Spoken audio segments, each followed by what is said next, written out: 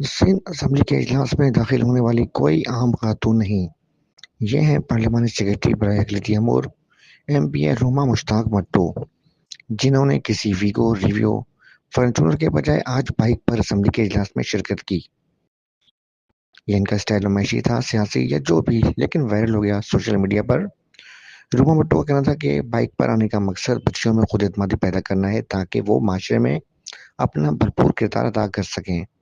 Social media پر viral video میں ایک بات وہ بھول گئیں کہ آگے والے کے پاس ہیلمٹ ضروری ہے۔ اب اگر وہ سردار جی ہیں تو پنجاب میں سکھ مذہب کو ہیلمٹ سے استثنا حاصل ہے، لیکن کیمروں کو اب کون سمجھائے گا؟